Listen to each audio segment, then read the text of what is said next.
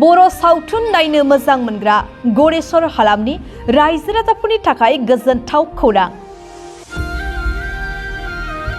गरेस्वर बर' खौरांगिरि आफादनि बानजायनायाव गरेस्वर नोगोराव खुंफुंनाय दुर्गा फुजाजों लोब्बा लाखिनानै फैगौ 11, 12 आरो 13 अक्ट'बर खालि सानथामनि थाखाय बे बोसोरावसो दिहुनजानाय बर'नि साबसिन हामसिन आबुं बर' सावथुनफोरखौ दिन्थिनो थाखाय थांखि लानाय जादों।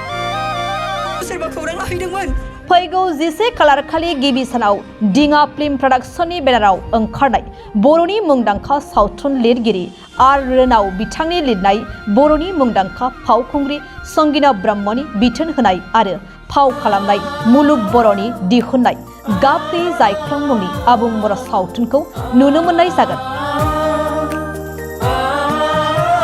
नैथि सान एबा 12 खालार खालि लेहेर फिल्म प्रडाक्शननि बेनाराव ओंखारनाय बर'नि मुंदांखा सावथुन लिरगिरि पंकज लाहारीनि लिरनाय आरो बिथोन होनाय बर'नि मुंदांखा फावखुंगुर लिंसार बसुमतारी आरो हेलेना दैमारिनि फाव खालामनाय बे बोसोरनि साबसिन हामसिन आबुं बर' सावथुन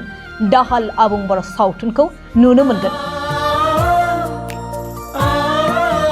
थामथि सान एबा 13 खालार खालि मेहेर गोनां फिल्म प्रडाक्शननि बेनाराव ओंखारनाय बर'नि मुंदांखा सावथुन लिरगिरि सपन कुमार ब्रह्मनि लिरनाय आरो रोंसार मोसाहारिनि दिहुननाय आरो बर'नि मुंदांखा फावखुंगुर सोरां नार्जारी, ओम प्रकाश, राजीव कुमार ब्रह्म आरो बर'नि मुंदांखा फावखुंग्रि संगिना ब्रह्म, पाम्पुली गयारी, पूजा मोसाहारी, मासुम ब्रह्म आरो गोबां बर'नि मुंदांखा महरगिरि बिथांमोननि फाव खालामनाय बर'नि थै आबुं बर' सावथुनखौ दिन्थिनो थाखाय थांखि लानाय जादों।